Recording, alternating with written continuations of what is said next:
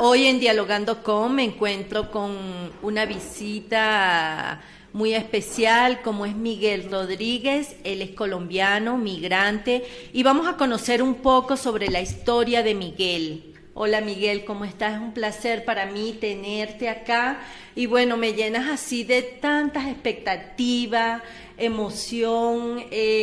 Siento que tu vida, todo lo que has podido emprender en la actualidad y aquí tenerte sentado frente de mí es una bendición de Dios, y que muchos que puedan ver tu entrevista conozcan de tu historia.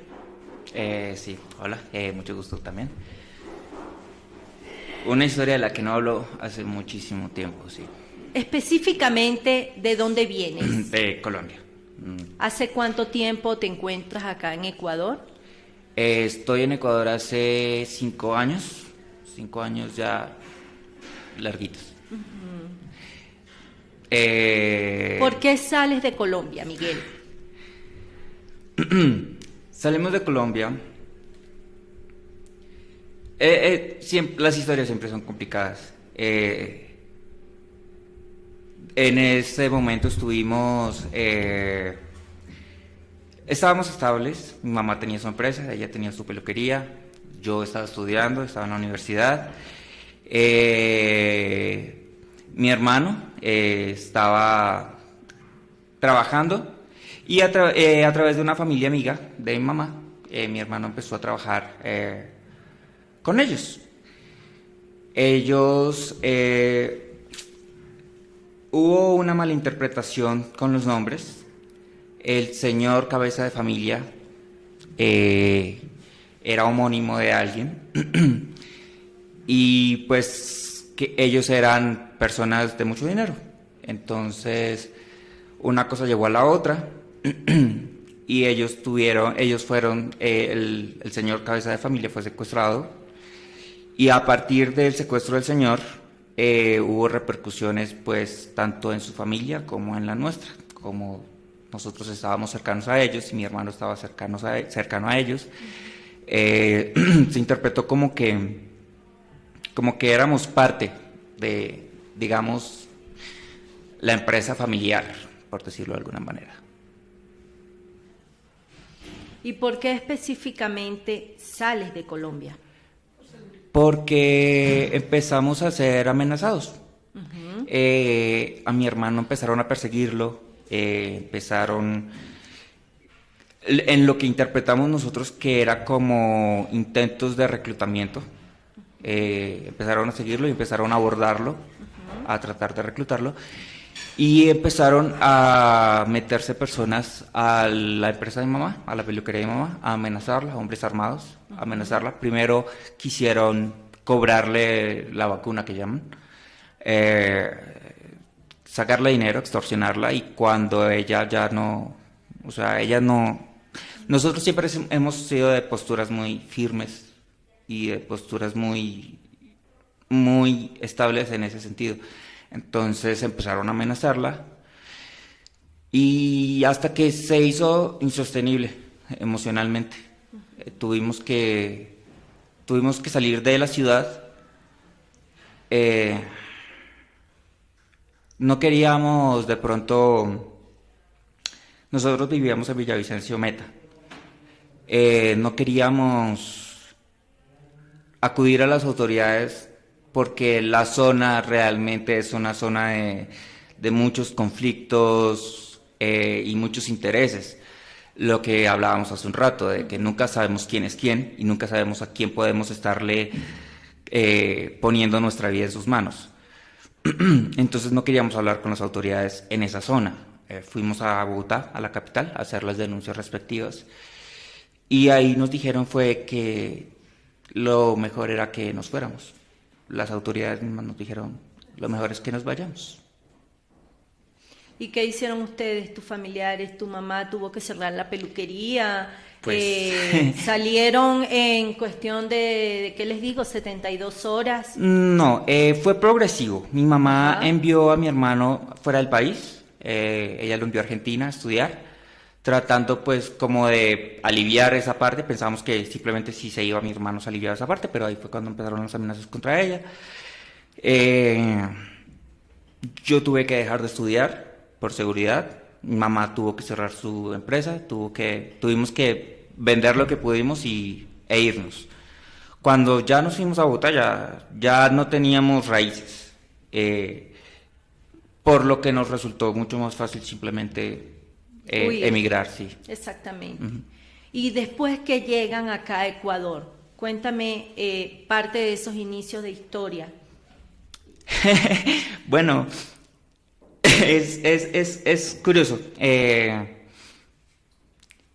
Nos enteramos ya que Ecuador era un país que recibía muchas personas en nuestra situación. No sabíamos que era tan común. Recibimos ayuda de las Naciones Unidas, del ACNUR. Ellos nos sostuvieron aquí los primeros meses. Un mes y medio, sí, 2 meses. Mientras estuvimos tratando como nosotros de conseguir dónde vivir. Y una cosa que siempre nosotros teníamos muchas reservas, entonces no queríamos relacionarnos con nadie de Colombia.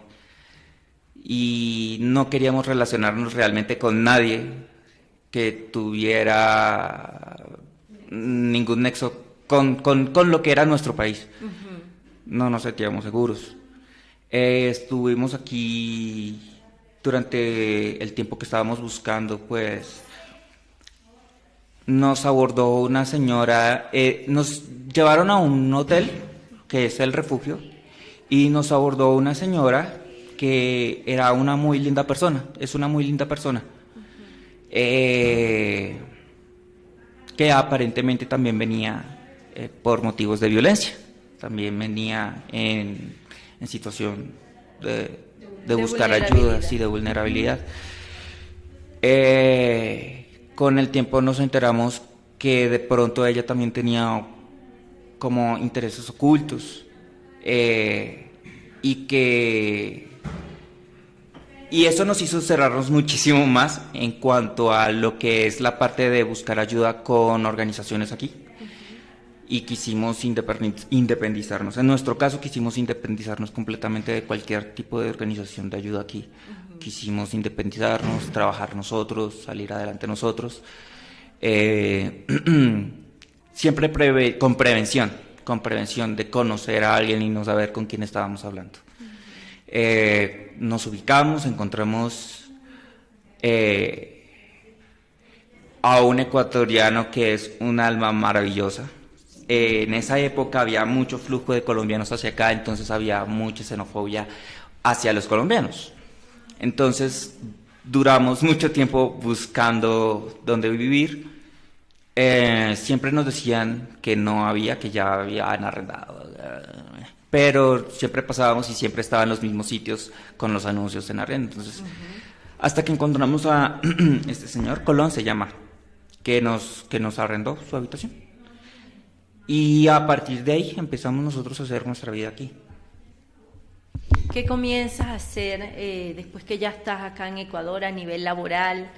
¿Cómo empezaste a emprender tu vida junto a tu madre? Bueno, yo no terminé mi carrera, yo quedé a 1 año de terminar mi carrera. Yo no tenía sino que estar preparando mi tesis y mi graduación. Entonces para mí eso fue conflictivo, frustrante. No tenía ni mi título, no tenía cómo estudiar aquí, no tenía cómo validar nada. Mi mami pues siempre ha sido profesional de la belleza. Ella empezó a buscar sus cositas, a buscar trabajo en peluquerías. Al principio fue abusada laboralmente porque siempre es un riesgo al que se atiene uno. Yo también empecé a trabajar, sí, en un sitio donde hacían tesis para universidades. Hacían tesis y desarrollaban tesis. Entonces yo estaba trabajando haciendo las tesis de los demás. en vez de hacer mi tesis. Y pues nada, pasó el tiempo, empecé a trabajar en otra parte, estuve trabajando como mesero en un restaurante. Duré unos 6, 7 meses en ese sitio. Y a través de Naciones Unidas, a través de ACNUR, nos enteramos de que había una universidad que estaba gestionando becas y que se habían aperturado becas para personas en nuestra condición. Entonces hice el proceso y pues tuve acceso a la beca. Entonces empecé a estudiar aquí. ¿Y qué estudiaste? Cine y televisión.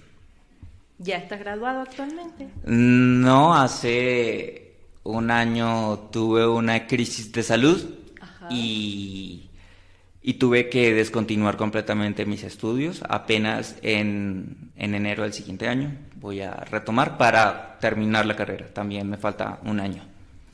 ¿Te gustaría contar algo sobre lo que te sucedió a nivel de salud? A nivel de salud, yo venía enfermo desde hace mucho tiempo de VIH, no tenía ni idea. Nos vinimos a enterar con un diagnóstico tardío cuando ya había adquirido SIDA, fase terminal.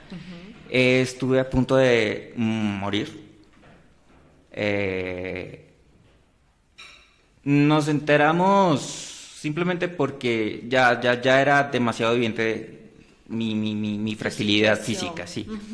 Realmente yo no tenía idea.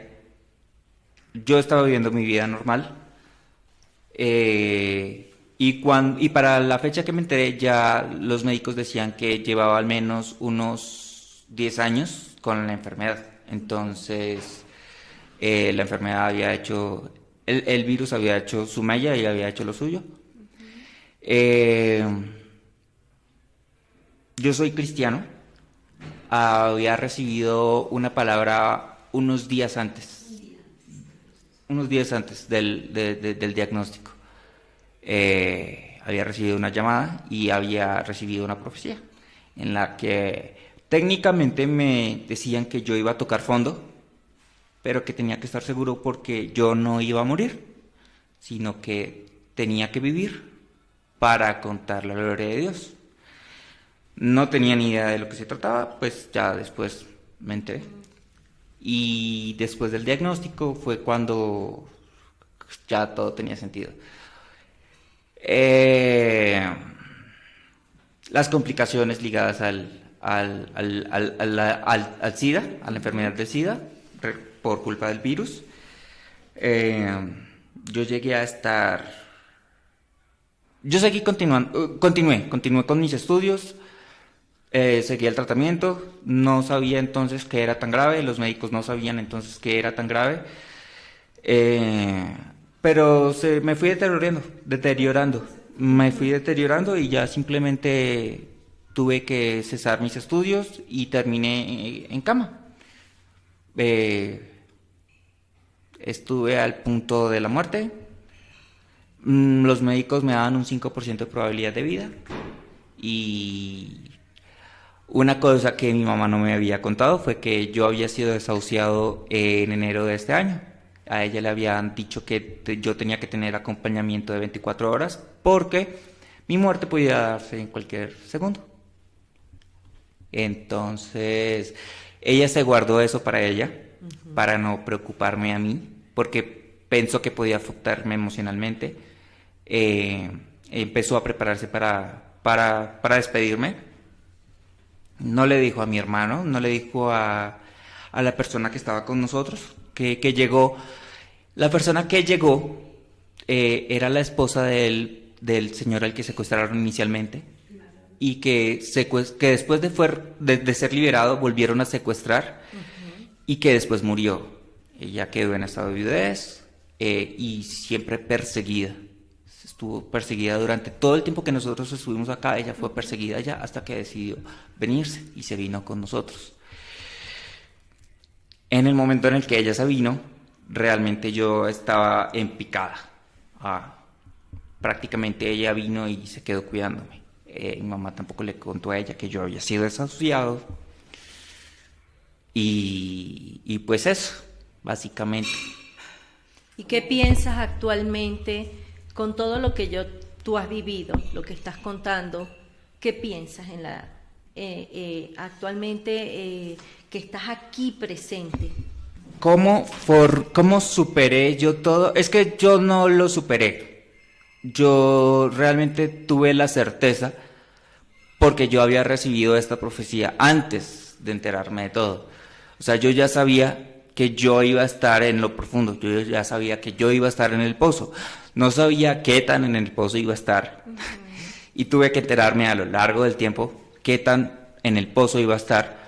Pero yo sabía que yo iba a salir. Y no que yo iba a salir, sino que Dios me iba a sacar. No era yo el que iba a ser. Yo siempre supe que no iba a morir. Mi mamá supo que yo iba a morir. Creía que Dios podía salvarme, pero ella en su mente sabía que yo iba a morir. Yo sabía que no, porque yo tenía una promesa y yo estaba en esa promesa, yo vivía en esa promesa, a pesar de que los diagnósticos decían todo lo contrario, a pesar de que yo debería estar muerto o muriendo, yo sabía que no era así.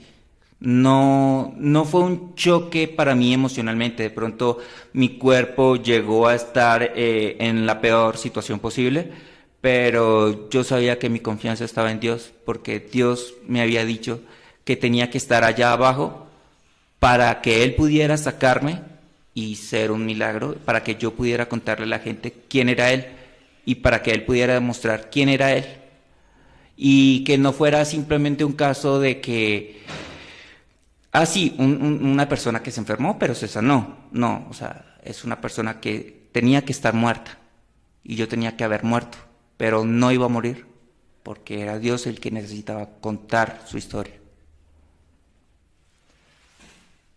Estoy ya. Lo que pasa es que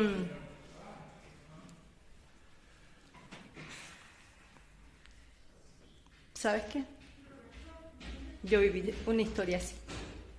Por eso no es casual, los de hoy. Dios mío. ¿Viste cuánto hemos construido esta entrevista? Dios, es increíble. Te lo juro, José. Esto es increíble. Yo tuve una vivencia, una historia. Yo estoy viva de milagro también. Y yo sentí que me fui del mundo. Y todavía estoy escuchando tu historia y siento que estoy viviendo la mía. Yo tuve una mala praxis médica, me daban por muerta, duré 15 días en estado vegetativo y le dijeron a mi familia que me tenían que desconectar. En esos 15 días y ya no reaccionaba. A los 15 días que me van a desconectar, yo empecé a mover en la mano derecha. Pero los médicos pensaban que yo no estaba viva, o sea, que yo estaba en estado vegetal, pero yo estaba escuchando todo. O sea, mi mente mi cuerpo no se movía porque parte del lado izquierdo estaba totalmente que yo no lo movía. Pero sí, yo escuchaba todo. Tú ibas a visitarme y yo sabía quién eras, ¿ves? Y quería gritar, quería llamar, que quítenme todo porque yo estoy viva. Y había momentos en que yo me quedaba dormida y soñaba que me iba, o sea, estaba como volando en una nube, era algo tan increíble. Y te escucho ahorita y de verdad que estoy hasta temblando porque es como recordar aquello que yo viví. Y Dios existe, Dios es muy grande, por eso yo siempre digo que bueno, uno está en este mundo y tiene que todos los días agradecer tanto a Dios por todo lo que vive, por todo, por lo bueno y por lo malo, porque eso te enseña a crecer y te enseña que sí, y que bueno, yo digo también lo mismo como tú, tenemos algo que darle a esta tierra, a este mundo, y tenemos que seguir contando esas historias. Hubo un momento en que yo no quería contarle a nadie, realmente a nadie, lo que yo había vivido, porque sentía que la gente me iba a decir, o está loca o está mintiendo, pero no, yo lo viví. Y es tanto así que mi historia salió tanto de donde yo estaba que se hicieron videos, documentaron, y bueno, mi historia aparece hasta en YouTube, aparece porque hicieron un documental sobre eso, sobre mi historia. Entonces, bueno, de verdad que eres impresionante. Hay que darle muchas gracias a Dios. Solamente a él. Sí. Amén. Es gracioso porque la parte emocional, la carga emocional la llevó mi mamá. O sea, para ella para quien fue duro todo el proceso. Ella sufrió el proceso. O sea, yo lo viví, pero lo sufrió ella. Porque, bueno, o sea, yo solo puedo imaginar una madre sabiendo que su hijo va a morir, o no sabiendo si es que su hijo se va a morir y va a quedar en las peores condiciones. Yo tenía mi fe y no sé, o sea, de pronto Dios fue el que quiso nunca hacerme perder la fe, porque Él ya me había dado esa promesa, esa bendición, y en esa bendición Él me guardó, y Él guardó mi espíritu y Él guardó mi alma.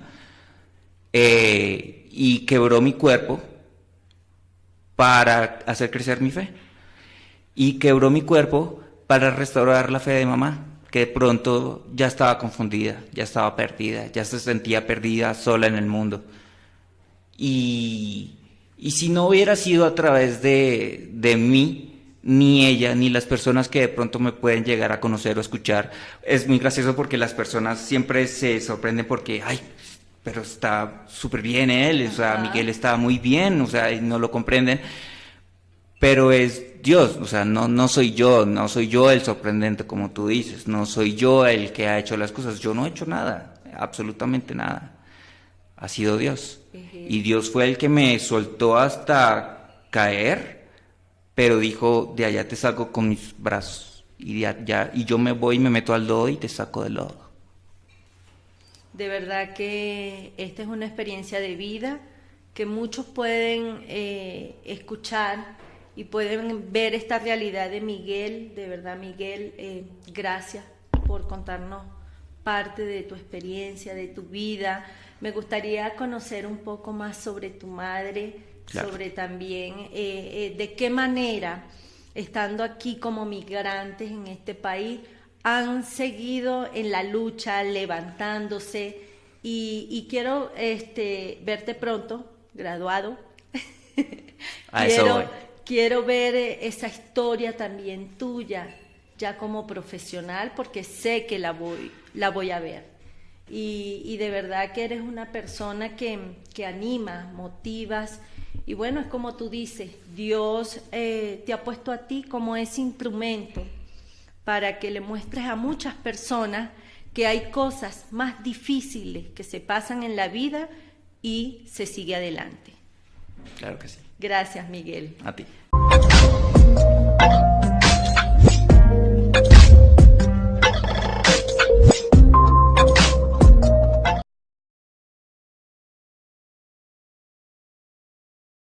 Hola, Connie.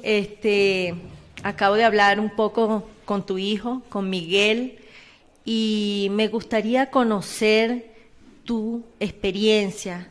Me gustaría que me hables un poco sobre todo lo que me ha hablado Miguel desde que salen de Colombia, sobre todo lo que han tenido que enfrentar en cuanto a su salud y la actualidad.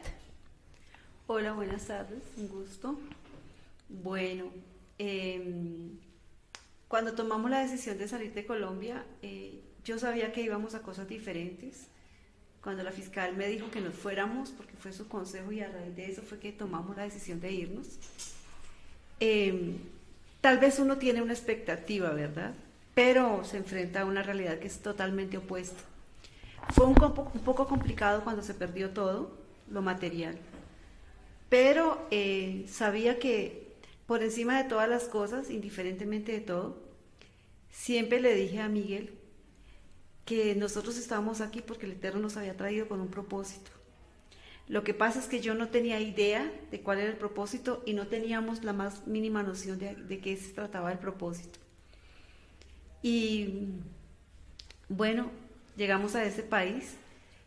Fue un poco complicado para mí, muy difícil al comienzo. Empezar a volver a ser empleada. empezar a depender de otra persona, empezar a buscar una posición de trabajo donde no conocía a nadie.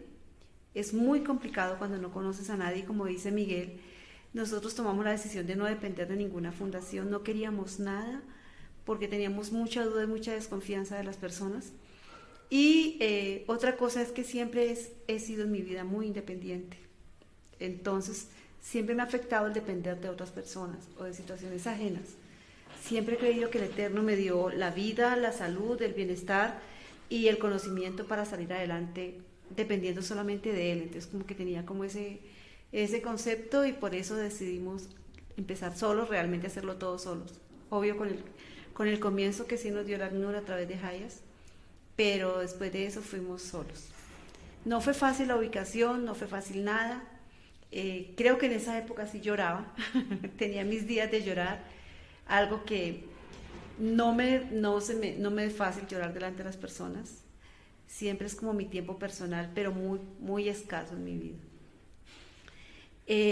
Pasa el tiempo, aparentemente todo estaba muy bien, estable económicamente, trabajaba bien, no tenía ningún problema, nos habíamos estabilizado, estaba bien, estaba soñando ya quizá con empezar a poner mi negocio independiente, todo esto, con ahorrar, y llegó la sorpresa de lo que pasó con Miguel. Me acuerdo que mi trabajo terminó un curso de maquillaje profesional y había unos chocolates y Miguel y yo íbamos a ir al cine y él llegó a recogerme y yo le guardé un chocolate, 2 chocolates, y nos comimos los chocolates y nos enfermamos del estómago. A los 10 días yo me mejoré y él nunca se mejoró. Y ese fue el detonador para él, porque claro, se deshidrató, se le bajaron las plaquetas y fue cuando la enfermedad tomó la superfuerza para que desarrollarse en su cuerpo. Sí, lo que dice Miguel es, antes de que le dieran el diagnóstico, algo que se le olvidó contar es que él tuvo un encuentro personal con Cristo solo en su habitación. Lo sé porque él me lo contó, no porque yo haya sabido nada, sino porque él me lo contó, que había tenido su oración personal. Y luego nos llaman de Colombia y le dicen a Miguel que tiene una palabra para él, me dicen a mí que querían hablar con él, y le dicen que tienen una palabra para él y que sin importar el diagnóstico, sin importar lo que fuese a pasar de aquí en adelante, él no iba a morir, sino que iba a vivir porque el Eterno tenía un propósito especial para él. Y en esa palabra siempre creímos. Cuando me llamó el doctor de la clínica, yo estaba en mi trabajo para que fuera, cuando él estuvo en el médico le dieron el diagnóstico. Desde el momento en que me llamaron, yo presentía. Cuando llegué me dijeron, no puedo decir que entré en llanto, Miguel puede decir que no lloré. No, simplemente estaba como en este momento, muy tranquila. Pienso hoy que entré en un shock emocional desde ese día hasta hace unos meses. Porque no tenía como quebrantamientos emocionales. Suele pasar que cuando tengo momentos de mucha presión, yo quedo como si no pasara nada. No era fácil, no fue fácil el primer diagnóstico cuando los doctores me dijeron que tenía el 5% de probabilidades de vida. Pero yo iba y lo miraba y le sonreía y le decía que todo iba a estar bien y le decía, te vas a poner bien, te vas a mejorar, y él decía, yo sé que sí, porque él me va a sanar. Pero realmente fue muy difícil la primera vez que me dijeron que tenía el 5% de probabilidades de vida. Él siguió estudiando unos meses, como un mes más, ya no pudo más, no pudo seguir, tuvo que terminar el estudio. Volvimos a una segunda hospitalización en diciembre, donde los médicos decían que continuaba con el 5% de probabilidades de vida del diagnóstico, y en esa hospitalización le hacen una biopsia, porque tenía una tuberculosis que era su pulmón y miliar, estaba en todos sus ganglios, y querían saber qué tan contaminados estaban los ganglios. Haciéndole esa biopsia sale el cáncer, el sarcoma de Kaposi, positivo, pero ya era con metástasis en su cuerpo. Y de ahí el deterioro, como dice él, se fue a full. Cuando nos dan el diagnóstico fue el 7 de enero de este año, y la doctora, la internista, que ese día no fue el internista que siempre nos ve, sino fue su reemplazo, me dice, cuando nos dan el diagnóstico del cáncer, Miguel sale del consultorio a estar un momento solo, y ella me dice, de aquí en adelante es acompañamiento a las 24 horas porque llegó el deceso. para que no sea difícil para él ni para ustedes, porque va a ser un momento muy complicado aquí en adelante. Se viene un tiempo muy difícil, me dice ella. Ese acompañamiento a las 24 horas no lo dejen un minuto solo. Y yo le dije, así va a ser. Y yo le dije a ella, aunque yo sé que el Señor, si al Señor le place, lo puede sanar, y ella me dijo, es su fe. Y cuando los médicos me daban los diagnósticos, yo les decía, yo sé que el Señor lo va a sanar, y siempre me decían, es su fe. Tengan fe, porque esa fe es lo que puede obrar en él. Realmente en este momento lo único que va a servirles es su fe. Y esa fe que ustedes tienen, me decían los doctores, es lo que lo mantiene a él estable. A él estando hospitalizado, la psicóloga lo dio de alta porque lo vio emocionalmente muy estable y muy tranquilo. También tuvimos una charla y ella me dijo que nos veía muy emocionalmente muy tranquilos, que no necesitábamos tratamiento con la psicóloga, pero no significaba que no hubiesen muchos pensamientos en mi mente. Cuando la doctora me dice que acompañamiento a las 24 horas y porque venía su deceso, me dijo, no le vayas a hacer una quimio porque en la quimio se queda, no lo soporta y va a ser muy feo con la quimio, entonces no lo sometas a eso. Yo le dije, no lo voy a someter a una quimio, eso no lo voy a hacer. Si él se va a ir, si el Eterno se lo lleva, que se lo lleve así. No era fácil, yo tenía que trabajar todos los días. Él tenía todo el tiempo temperaturas súper altas, hasta 39 grados y medio, temperaturas de 40 grados, llegamos en las noches, no dormía. Miguel dice que yo lo sufrí, y lo sufrí de esta forma, no podía dormir, no tenía tiempo para comer, no me daba hambre, aunque estaba aparentemente tranquila, estaba en shock, lo vine a entender después, pero yo no lo sabía en ese entonces. A veces dormía media hora, a veces una hora, a veces lograba dormir 2 horas, a veces lo máximo que podía dormir en la noche eran 3 horas, porque no se le podía bañar, porque pues como lo llevaba al baño, entonces con toallas húmedas, todo el tiempo trataba de controlar la temperatura en el cuerpo. La idea era que no me convulsionara porque le tenía terror a una convulsión. Creo que lo que más le tenía terror era que me convulsionara. Así que yo todas las noches lo mantenía con toallas húmedas hasta que lograba bajarle la temperatura, porque no había forma de darle medicamentos. Su cuerpo ya estaba lleno de medicamentos. Los médicos no nos daban medicamentos ni para comer, él no comía. La última vez que lo pesamos pesó 40 kilos y de ahí se deterioró muchísimo más. Entonces su estómago estaba lleno de gases, sus intestinos inflamados, le da la citis, que se le llena el estómago de líquidos, y él va perdiendo todas sus facultades y cada día eran mayores las fiebres, y las fiebres todo el tiempo. Yo llegaba a la casa a las 7 de la noche, 8 de la noche, y la fiebre empezaba media hora antes o 1 hora antes. Así que yo todas las noches deseaba llegar a la casa de trabajar fuerte y que él ese día no tuviese fiebre y yo pudiese dormir, pero llegaba a la casa y él tenía fiebre. Así que no tenía posibilidades de dormir, era una cosa ansiosa que se me quitaba el sueño. A veces me quedaba dormida y entonces me levantaba a tocarle la nariz para saber si estaba respirando, le ponía la mano así, porque no sabía si respiraba o no respiraba, para asegurarme, como cuando están bebés, de que estaba vivos, que estaba respirando. Siempre le decía al Eterno, en tu palabra, como dijo el apóstol Pedro, echaré mi red, y yo te digo, en tu palabra yo echo la red de la fe, de que yo creo que tú vas a obrar y que tú lo vas a sanar, pero cada día él estaba peor. Cada día se deterioraba su cuerpo, cada día perdía facultades, cada día fue perdiendo hasta la movilidad, había que moverlo, había que sentarlo.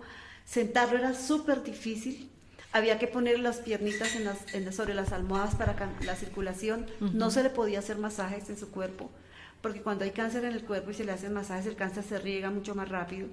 Esto lo aprendí con el proceso de él, porque me lo explicó una terapeuta de rehabilitación, y ella me dijo, no se le puede hacer masajes. Entonces fueron muchas cosas las que fui aprendiendo en el proceso. Los médicos me decían, no le podemos dar medicamentos para que coman, no le podemos dar ninguna medicación porque su cuerpo ya está intoxicado y no aguanta una medicación más. Le poníamos los parches para el dolor cuando lo movíamos, que no hacían mucho. Y le daba el aceite del CBD del cannabis para que pudiese dormir, porque él pasó a estar todo el tiempo, las 24 horas del día y la noche, ahí acostado en una cama mirando al techo. Y era muy fuerte el tema de que él estuviese así. Me atemorizaba que él fuera a entrar en angustia y en depresión de tanto estar ahí inmóvil. ¿Qué nos favoreció? Que nosotros siempre hemos sido como aislados, como que nos gusta la soledad, y eso a él le ayudó mucho porque no entró en depresión de lo que la gente entra, de que ahora no puedo ir, de que no puedo venir. Sí me recuerdo que me decía cuando yo me levantaba, porque a partir del día del diagnóstico, de 2 noches antes empezamos a dormir juntos hasta el día de hoy. Él me decía cuando yo me levantaba rápido, me decía, ¿cómo quisiera moverme como tú? ¿Cuándo será que yo puedo moverme como tú? Me decía eso, que me decía, yo le decía, muy pronto lo vas a hacer, y él me decía, sí, yo lo sé. Pero no era cierto, cada día se deterioraba más. Cuando me dieron el diagnóstico, yo dije, ok, le dije a la doctora, yo sé que el Eterno si quiere lo puede sanar. Me dijo, es su fe, pero yo creía que él lo podía sanar porque le había dado una palabra, pero yo veía algo diferente. Y yo decía, no importa lo que yo vea, yo sé que tú lo estás sanando. Pero en mi mente, como decía Miguel, mi realidad, no le decía a nadie su diagnóstico porque era confesar que se iba a morir, y no quería confesar que se iba a morir, y no quería dramas en mi casa, no quería nadie llorando, no quería nadie llevándole tristeza, así que todos los días llegaba sonriendo para él, molestándolo, discutía con él porque no comía, peleaba con él, lo regañaba como un bebé porque no comía, hice todo lo humanamente posible, todo lo que me decían que le diera, me metí a internet, que las frutas, que los jugos, que me enteré de que las patas de pollo subían las plaquetas, así que le daba el castigo de patas de pollo. Irónicamente, nosotros nunca nos habíamos comido una pata de pollo, las botábamos siempre y pensábamos que, o sea, uno menosprecia lo que es la bendición. Aprendimos en su enfermedad a amar las patas de pollo, porque con ellas le subía las plaquetas, era algo que era impresionante. Él jamás se había comido una pata de pollo.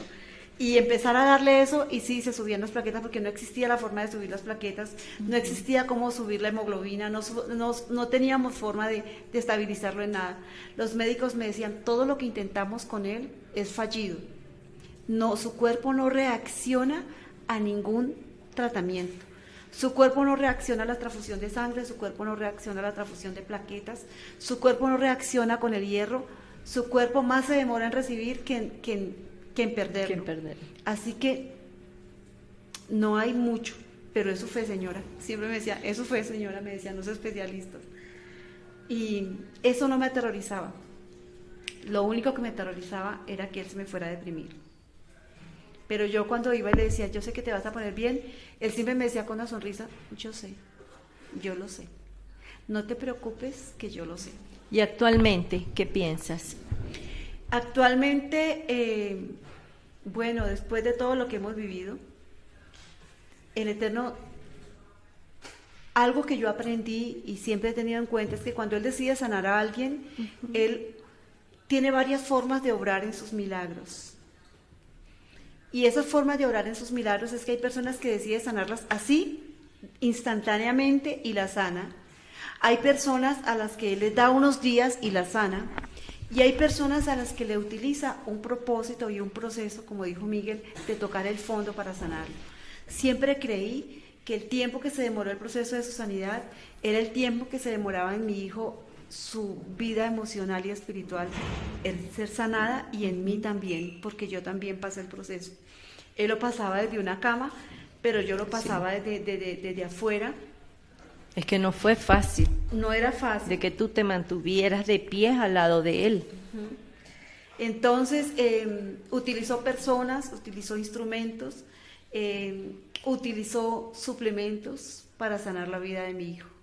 Y creo que todo lo que utilizó, las personas que, mi amiga Cecilia, una persona de Colombia, Cecilia Ramírez, que nos mandó un suplemento para darle a mi hijo, que no creíamos tampoco, en eso sí no creía, en ese no creía, dije esto no sirve para nada, y él decía que no servía para nada, pero yo se lo daba a la fuerza, me decía me vomito, y yo le decía te vomitas, yo te doy otro, no te preocupes, vomítate que yo te doy otro. Pero fue todo lo que el Eterno hizo y usó y puso en nuestras vidas para salvar la vida de mi hijo. Sé que nos pasó por un proceso como se pasa al oro fino, por el proceso de las perlas preciosas, por el proceso del fuego, para llegar a este momento. Para verlo, cuando poco a poco empecé a verlo, que su boca se limpiaba, que su cuerpo se limpiaba, que su voz regresó porque había perdido su voz, que empezó a tener movilidad porque solo tenía movilidad en esta mano y empezó su cuerpo a restaurarse, que yo le tocaba sus piernas y él me decía, ¿me estás tocando? ¿Qué parte de la pierna me estás tocando? Y yo le decía, a veces no te estoy tocando, solo tenía puesta la mano al lado. Y ver cómo poco a poco fue recuperando su sensibilidad, ver cómo todo su cuerpo se empezó a restaurar, pero también su interior como ser humano y como persona se fue restaurando. Cómo yo también fui creciendo y madurando en el proceso, porque no era solo la sanidad de su enfermedad, era el proceso por el que teníamos que pasar para poder cambiar en nuestra vida todo aquello que nosotros teníamos que cambiar para realmente ser lo que el Eterno quería que nosotros llegáramos a ser. Utilizó a las personas para bendecirnos, utilizó ese producto inmunocal para sanar la vida de mi hijo, porque se sanó con ese producto, porque era su voluntad traerlo y ponerlo ahí, y nos preparó para vivir un proceso donde yo hoy puedo decir que lo único que estoy es agradecida. Solo tengo agradecimiento con el Eterno primeramente porque Él es el dador de la vida, que rescató a mi hijo de la muerte a la vida, que le dio una segunda oportunidad, literalmente lo rescató así, arrancado allá de la muerte, del profundo foso, y lo trajo y le dio vida nueva, y vida en abundancia, y como Él dijo, con su propósito. Y el propósito para bendecirnos de la forma en que nos bendice. Hoy estamos más unidos que nunca. Hoy podemos reírnos, hablar, compartir en familia, pasar un proceso que no pasábamos, que se nos había perdido. Pasamos tiempo juntos, que ya no teníamos tiempo de pasar tiempo juntos, que ya no disfrutábamos tanto del tiempo juntos. Es todo lo que conlleva una enfermedad, donde la enfermedad a nosotros no nos desunió, no nos abatió. La enfermedad nos unió, la enfermedad nos hizo crecer. El foso y el fuego nos hizo pasar por un proceso de purificación de nosotros como personas. Valoramos más a las personas, valoramos más a la gente, valoramos más la vida, cuando para mí la vida me daba lo mismo morirme que irme. Hoy en día digo, es increíble estar aquí. Hubo momentos en que le dije al Eterno, no puedo más, y solo le dije que si se muere yo me voy con Él y quiero que me lleves con Él. Eso sí le dije cuando se lo entregué. Le dije, me quiero morir y si se muere, me quiero desaparecer de la faz de la tierra. No porque fuese a atentar contra mi vida, sino porque era fuerte por momentos lo que vivía. Pero tenía esa luz y en esa palabra eché la red, y en esa palabra que le habían dado a Él, porque no me la dieron a mí, se la dieron a Él, yo esperaba que se cumpliera. Ha sido de bendición. Hoy en día me escribía Santiago y me decía que cómo estaba. Yo le decía que me siento inmensamente feliz. Hace mucho tiempo no sentía lo que siento ahora. Hace años no me sentía como me siento ahora. Hace años no sentía la vida, lo maravilloso que es estar vivo, el saber que tienes un objetivo para ayudar a la gente, el saber que estamos aquí para ayudar, para impactar y para cambiar vidas. Hace mucho tiempo había perdido eso, como dijo Miguel, había perdido la fe, pero también había perdido el positivismo, había perdido el sentido de dar, de lo importante que es dar y vivir, y de lo maravilloso que es recibir. A mí Fudela me tuvo que llamar e insistirme para muchas cosas, porque a mí me cuesta contarle mi vida a las personas. Sin embargo, pasé por este proceso para poder hoy contarlo y contárselo a todo el mundo de la forma más maravillosa y poder sonreír en el proceso. No lo cuento con lágrimas, lo cuento con felicidad, porque puedo decir hoy que lo mejor que nos pasó en la vida fue haber pasado por esto. Si no hubiésemos pasado por esto, hoy no seríamos lo que somos. Y yo no podría sonreír hoy con tanta felicidad y decirle al Señor, gracias por la vida. Pero no es simplemente el hecho de vivir, es de tener una razón para vivir. Gracias, Connie. De verdad que esta es una historia que muchos deben de conocer. Miguel y Connie, migrantes, llegaron a este país donde nunca pensaron que iban a pasar por todo lo que han tenido que pasar y que hoy en día están en victoria. Hoy en día, gracias al Padre Celestial, pueden seguirle sonriendo a la vida juntos. Es una historia que de verdad le abre puerta a muchos y para que sigan adelante y sigan proyectándose. Bueno, muchas gracias, Connie, Miguel. Fue un placer de verdad haber conversado con ustedes sobre todo ese proceso de vida que han tenido en este país. Y bueno, Simple y llanamente vamos a seguir adelante creciendo y con mucha fe puesta en el Padre Celestial. Quien les habló hoy en Dialogando con Yasmina era el licenciado José González en el Control Master, en la vicepresidencia el doctor Gustavo Izaba y en la presidencia el doctor Oscar Padrón. Bye bye, nos vemos.